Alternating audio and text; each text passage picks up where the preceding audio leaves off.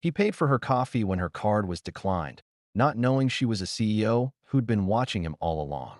The morning rush buzzed like static in the cafe at the base of Donovan Tower. Baristas called out names.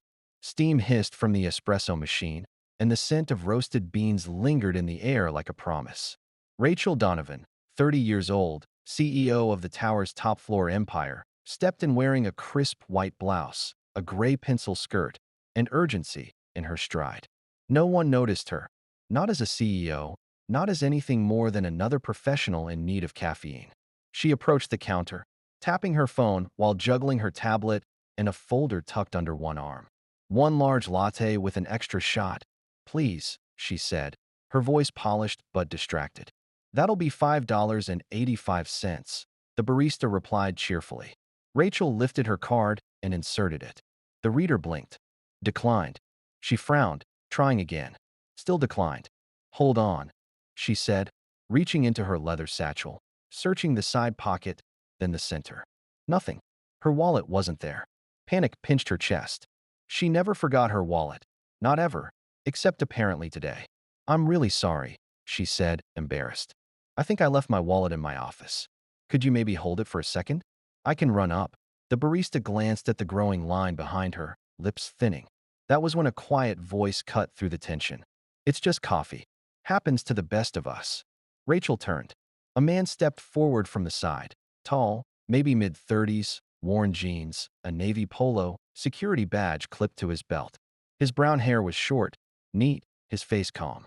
His name tag read Caleb. Before she could protest, he raised his phone and scanned the contactless reader. The payment went through with a gentle chime. The barista relaxed. Thank you, sir. Caleb gave a small nod and turned to Rachel. Here, he said, holding out the latte. No big deal. She took it, stunned. Wait, you don't have to. I know, he shrugged. But if it were me, you'd do the same. There was something disarming about his tone. No pity, no performance, just straightforward kindness. Rachel smiled faintly. Still, thank you. I'll pay you back. Caleb interrupted with a small smile. No need. As she adjusted her bag, the hot cup tilted and a few drops splashed onto her blouse. She winced. Of course, perfect. Without a word, Caleb reached into his back pocket and pulled out a clean napkin. He stepped close, not too close, and gently dabbed at the stain near her collarbone. His touch was respectful, precise, like someone who knew exactly where the line was. There, he said, mostly gone. Rachel looked up at him. He was already turning away. Wait, what's your name? He paused, glanced over his shoulder. Caleb. Then he walked off, disappearing through the exit near the elevator bay. Rachel stood still, clutching her cup, the napkin in her hand. Around her, the line moved again. Orders were shouted, espresso poured. But something had changed. A small, simple gesture from a man who didn't know her title, salary, or face. He had paid for her coffee, wiped her shirt, and left without waiting for thanks or recognition. She looked down at the napkin, the faint trace of coffee drying on the edge. People were often kind when they knew who she was, when they expected something in return. But Caleb didn't even ask her name. Rachel took a long sip from her latte, still warm, still perfect. Then, with a thoughtful frown and something shifting in her chest, she headed toward the elevators. Her first meeting of the day was still waiting. But now her thoughts were somewhere else entirely, with a man named Caleb and a coffee she would never forget. The conference room on the 26th floor was glass-walled and quiet, with nothing but the soft hum of a coffee machine in the corner and the rhythmic tapping of laptop keys. Rachel sat at the head of the long mahogany table, sleeves rolled up, a neat stack of printed resumes in front of her. It was her personal decision to review the short list for the new regional tech initiative, something she'd fought for after years of relying on department filters and impersonal software. The stakes were high. Donovan Enterprises was expanding its digital division into 3 new cities. This team would build the foundation. Rachel wanted people with grit, not just polished credentials. She scanned one resume, then another. Solid candidates, yes, but something about the uniformity made her restless. Too many perfect lines, too many buzzwords. She reached for the next folder and paused. The name at the top stopped her cold, Caleb Morgan. Her eyes narrowed. She remembered that name, not from the accepted pile, but from the rejection column. She reached into the discard stack and rifled through until she found it. His resume had been marked in red ink. Asterisk gap in employment. Incomplete explanation. Discard. Asterisk. But now, seeing it again, she read more carefully. Former senior systems engineer, Halbert Technologies. Her heart caught slightly. Halbert was no joke. Prestigious, selective. She scanned down. 8 years experience, several internal promotions. Then a sharp stop. A 3-year blank. No explanation other than a vague, personal leave. Rachel leaned back in her chair, tapping a pen against her knee. The Caleb she'd met at the cafe, quiet, steady, warm, hadn't looked like a man who couldn't hold a job. He had looked like someone who had chosen stillness over chaos. She stood, crossed the room, and pulled up the digital application on the company portal. Attached to the application was a small note in the additional comments section. It simply read, "Looking to re-enter the tech world at my own pace. I'm not looking for pity, just purpose." Rachel's throat tightened. Her fingers hesitated over the keyboard, then began typing quickly, searching through internal records, LinkedIn, public data. There it was, an article from 4 years ago, buried deep in the local news archives. Tech exec loses family in tragic freeway crash, leaves company weeks later. She didn't need to read the full piece. The photo told enough. Caleb, younger but recognizable, standing at a memorial site with a single white rose in his hand. Rachel leaned back, her breath shallow. She wasn't someone easily shaken, but something about the silence of Sir System, silence of his resume, the dignity in it, moved her. She looked back at the printed page. It felt like holding the tip of an iceberg. Someone in HR had seen that blank space as a flaw. She saw a fight. Rachel picked up her pen and crossed out the red line. Next to his name, she wrote in bold black ink, "Priority review, direct interview with CEO." When her assistant returned with coffee, Rachel didn't look up. "Emily," she said evenly, "I want you to pull the full HR notes on this one, Caleb Morgan, and set up a one-on-one meeting. No panel, just him and me." Emily blinked. He's one of the rejected ones." "Not anymore," Rachel said without looking up. 2 hours later, back in her office, Rachel closed the door and stared out the floor-to-ceiling windows at the city below. The sun was just beginning to break through the morning haze. People on the street looked like toy figures rushing toward unknown goals. She thought of Caleb's words again, soft and simple. "If it were me, you'd do the same." But would she? Had she? How many people had she overlooked because they didn't fit neatly in the boxes? She remembered the way he had stepped back after paying, giving her space. The way he had dabbed the coffee from her blouse with quiet care, never making it awkward. The way he walked away, expecting nothing, not even a thank you. And now, here he was again, not in the building by accident, but on a list she had never looked at until today. A man who had once led teams of 50 engineers, who had lost everything, and instead of collapsing, chose to rebuild with the tools he had left: dignity, silence, and a job that let him breathe. Rachel looked back at her planner and circled the next Thursday afternoon. Below it, she wrote, "Interview, Caleb Morgan." Read him, not the resume. The late afternoon sun slanted through the tall windows of Rachel Donovan's corner office, casting a golden hue on the glass table where 2 mugs of coffee sat, one untouched, one cooling. Caleb Morgan stood by the door, unsure of where to place his hands. He looked slightly out of place in the sleek, modern room, his security uniform clean but simple, his posture polite but guarded. Rachel gestured to the seat across from her. "Please have a seat." He obeyed quietly, but his eyes searched hers, calm and alert, like a man used to uncertainty. "I imagine you're wondering why I asked you here," Rachel began, clasping her hands lightly on the table. Caleb offered a small smile. "You mean besides the obvious coffee incident?" She laughed just once and nodded. "Among other things."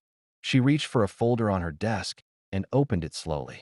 Caleb Morgan, former senior systems engineer, 8 years at Halbert Technologies, multiple commendations, then 3 years with no entries, and now a part-time building security role. "You didn't include any of that in your cover letter?" He didn't flinch. "I didn't think it would matter. Most people stop reading after the gap." Rachel tilted her head. "And if they hadn't, if someone had read to the end?" He hesitated, then shrugged lightly. "They'd see someone rebuilding on his own terms." She studied him for a long moment. There was something about his stillness, unmoving, steady. It wasn't pride or arrogance, it was clarity.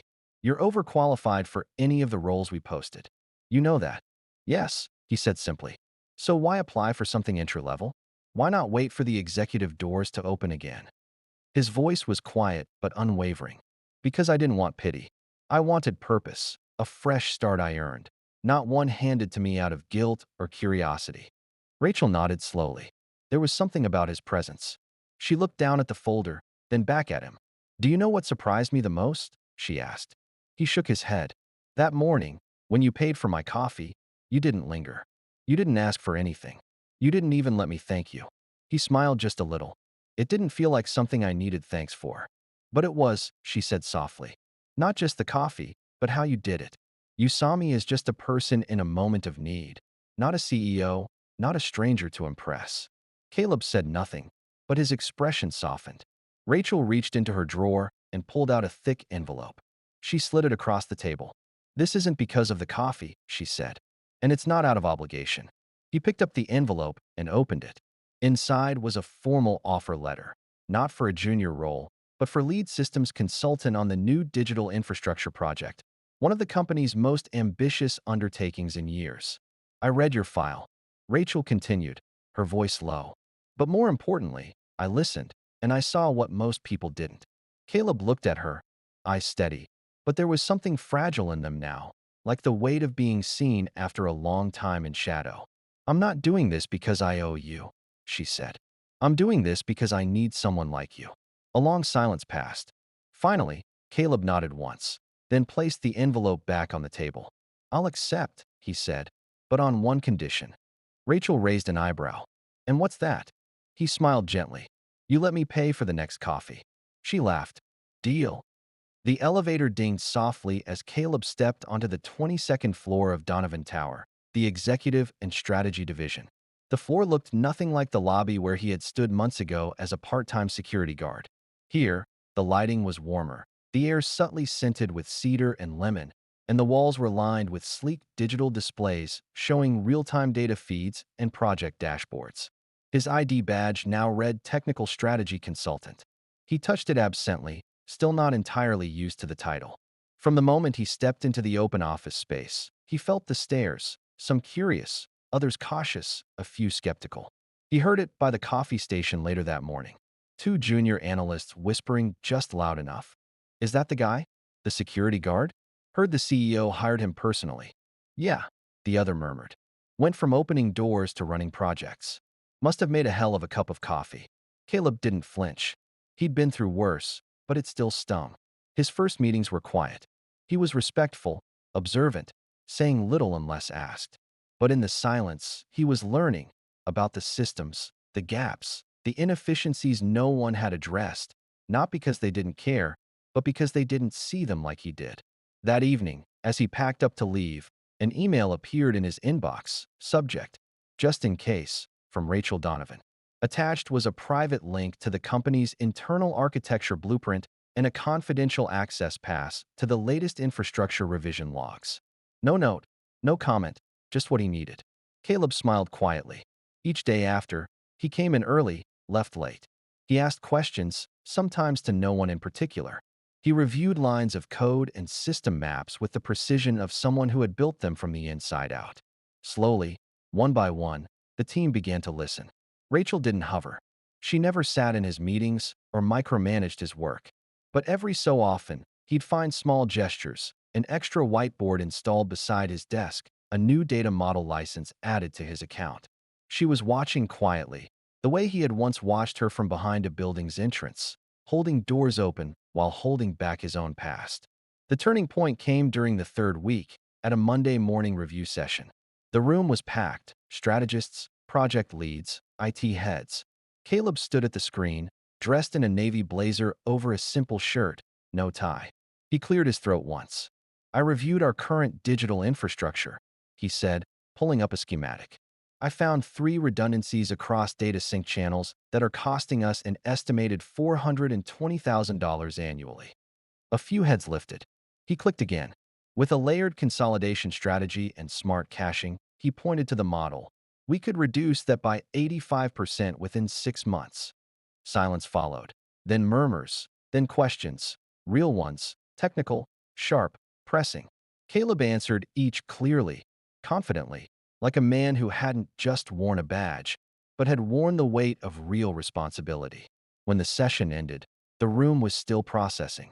Rachel, who had sat quietly at the back the entire time, stood. She walked forward slowly, her heels soft against the carpet. Then, with a calm smile, she looked around and said simply, "I read his file. I read between the lines. And today he just read the room." She turned to Caleb, her eyes warm with something more than approval. "I chose right." Applause started, not thunderous, but genuine. Caleb didn't smile, not right away. He only nodded and quietly packed up his notes. But inside, something shifted. The floor didn't feel so high up anymore. For the first time in a long time, he didn't feel like he was borrowing space. He was building something of his own. The clock on the wall ticked past 9:45 p.m. Most of Donovan Tower had gone dark, the city lights outside casting long reflections against the high-rise windows. But on the 22nd floor, two lights still burned. One in Rachel's office and the other at the far corner where Caleb worked, his screen aglow with cascading lines of code. Rachel had been staring at the same financial report for 20 minutes, her temples throbbing. Her blazer hung over the back of her chair, heels kicked off beneath her desk. Her hair, usually immaculate, was falling loose from its twist. It had been a brutal day, an unexpected budget cut in a subsidiary, a tense call with investors, and 3 back-to-back meetings that left no room to breathe. She barely noticed Caleb leave his seat until she heard the quiet knock on her glass door. Looking up, she saw no one, but on the edge of her desk sat a white ceramic mug, steam curling gently from the surface. Chamomile, her favorite. Next to it, a small folded note in firm, unhurried handwriting. Asterisk, you look tired. The world can wait. Asterisk. She stared at it for a long moment, something tightening in her chest. No one had said anything like that to her in years. Everyone assumed she could handle anything because she always had, because she never showed cracks. Because when you're the boss, kindness is often traded for expectation. Rachel leaned back in her chair, hands cradling the warm mug. She looked toward the far end of the floor, but Caleb's light was off now. He had left without a word. She should have expected that. The next morning brought a storm, not of weather, but of corporate chaos. A leaked internal memo had sparked confusion among regional teams. The media caught wind, speculation, panic. In the emergency meeting that followed, Rachel found herself in the center of a firing squad. How could this happen on your watch? We should have had better controls. Is leadership even aligned? The questions came fast, pointed, veiled in professional tone, but laced with accusation. Rachel sat at the head of the table, spine straight, jaw tight, absorbing each word without flinching, but her knuckles whitened around the pen in her hand. Then Caleb spoke. He hadn't planned to, but something about the way Rachel's eyes flickered just once, barely visible, made him move.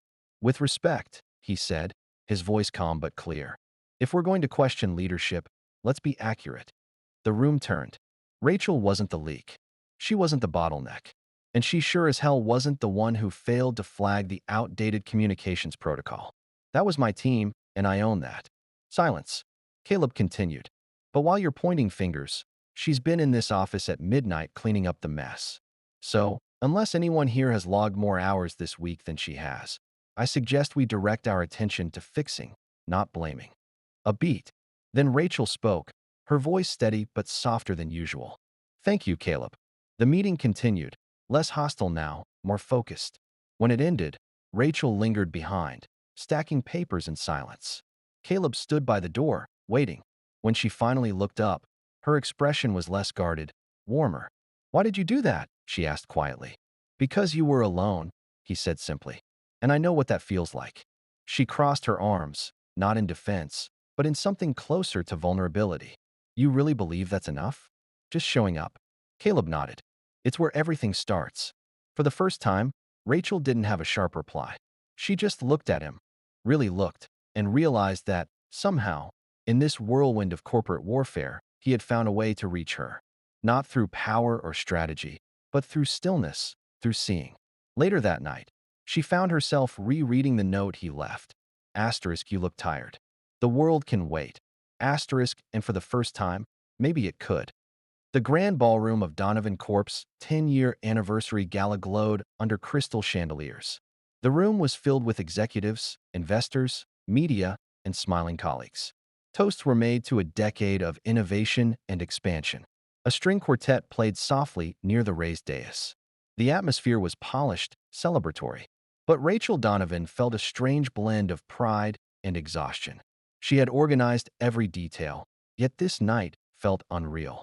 She wore a floor-length midnight blue gown, the deep cut at her back revealing just a touch of skin, the fabric shimmering under the warm lights. Her blonde hair cascaded in loose waves, her makeup poised, confident, elegant. But she carried the weight of the evening on her shoulders. Caleb Morgan stood by the service doors, watching. He was in a classic tuxedo, no frilly accessories, no flashy cufflinks, just clean, understated, genuine. He had arrived early to help Rachel with gala details, ensuring the stage lighting was soft, checking microphones, quietly regrouping staff. He had slipped away to change into formal wear, but his mind was still on her. Earlier, he noticed her shiver as she greeted guests near the north window, drafts from the open balcony. With discreet timing, he dropped a soft navy cashmere wrap over her shoulders before she saw him. His fingers brushed hers briefly as he arranged the folds. She felt it even then. Now, as the final presentation concluded and the quartet ended on a lingering chord, the crowd moved toward the dining area. Glasses clinked, laughter spread. Rachel smiled, thanked people, accepted compliments. But her thoughts were elsewhere. A hush fell. The fireworks were scheduled, opening the southwest terrace doors. Rachel stepped out, adjusting the wrap around her slender shoulders, pausing as the warm air hit. Caleb followed a few steps behind. The sky exploded with color. First red, then electric blue, a cascade of gold. Each burst lit their faces, vibrant, bright. The fireworks reflected in her eyes. Caleb watched her watch them.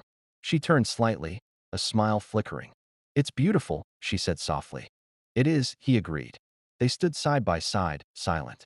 She lifted a brow, almost imperceptibly. He took in a slow breath. "You're cold." She looked at him. He held out his free hand. She placed both of hers in it. They watched the next burst together. The explosions faded into a soft afterglow. Rachel's gaze shifted back to him. "Why are you always noticing the little things?" she asked, her voice caught between wonder and vulnerability. He considered. The fireworks ended. The night air was gentle. "Because I know what it's like when no one notices," he said quietly. Her heart skipped. That phrase landed like a confession. She glanced down at their joined hands. His palm was warm, steady. His thumb brushed across her fingers. She looked back at the sky, then back at him. "Thank you," she whispered. He squeezed gently. "Always." They stayed like that, holding hands, not touching lips yet, but connected. Two people whose worlds had slowly merged beyond roles and resumes. Behind them, applause rose in the ballroom, welcoming guests back inside. They lingered a few more moments because neither wanted to rush back to small talk. Now came the true crescendo, not of fireworks, but of truth. "Rachel," Caleb began, his voice low. She looked up at his profile, lit by starlight. "I can't promise it will always be perfect," he said, "but I promise I'll keep noticing." She leaned in. The wrap fell, revealing more of her shoulder, but she shivered less than before. Their eyes met, no words needed. Then he stepped closer, gently tilted her chin up. The office was quieter than usual. It was past 7 p.m., and most of the floor was dark except for a corner cubicle where soft typing could still be heard. Caleb passed by on his way to grab a forgotten folder, but something in the stillness made him stop. Inside the cubicle sat Mia, one of the youngest members of the analytics team. Her face was pale, eyes red from what she thought were unnoticed tears. Caleb leaned gently against the edge of the cubicle and spoke softly. "You okay?" She startled, quickly wiping her cheeks. "Yeah. Yes, it's nothing." Caleb didn't press. He sat on the chair across from her and simply waited. After a few moments, she said quietly, "I messed up a report. Bad. It's going to affect next week's client presentation. I don't know if I belong here." Caleb nodded slowly. "You think the rest of us never mess up?" She blinked, surprised. "But you're calm." You always seem to have it together. I used to be an engineer, he said. Once shipped a product update that crashed an entire platform for 3 days. I thought I'd never get another chance. What happened? He smiled slightly. Someone sat down across from me and said, "You're allowed to fail. You're not allowed to give up." So I didn't. Mia exhaled, some tension easing from her shoulders. "Redo the report," he added. "If you want, I'll check it with you. You're not alone in this." From across the glass panel, Rachel had been walking down the corridor and paused. She saw the scene, Caleb's patient presence, the way Mia's body shifted from defeat to steadiness. It wasn't grand, but it was leadership, quiet, human, real. Later, as they walked out of the building together, Rachel finally said, "You make me rethink how I lead." He looked at her. She continued, "All this time, I thought leadership was about being ahead of everyone. But maybe it's more about walking alongside." Caleb smiled, hands in his coat pockets. Leadership doesn't start with power. It starts with presence. They reached the curb. Her car was still in the shop, and he offered her a ride home again. She agreed. Inside the car, the city lights flickered past. Rachel leaned her head back against the seat, letting out a quiet sigh. "You're right," she said. "You don't have to say much to change something for someone." He glanced at her. "Neither do you."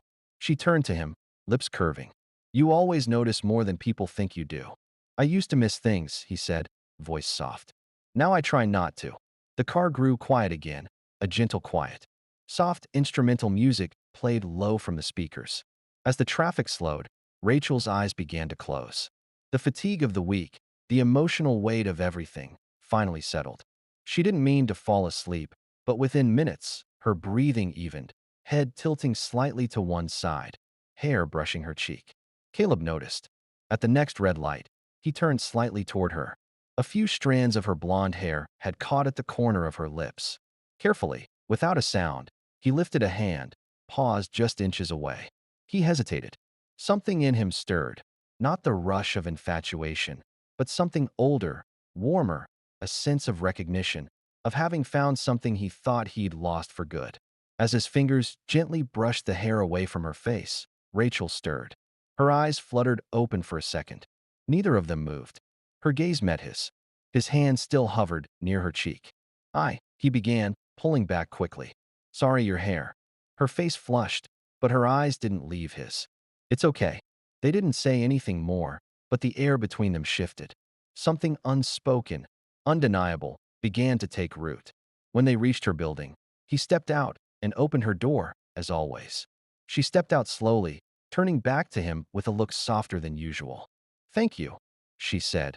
"For tonight, for earlier, for seeing people." His answer was a small, understanding nod. As she walked up the stairs, she glanced back once.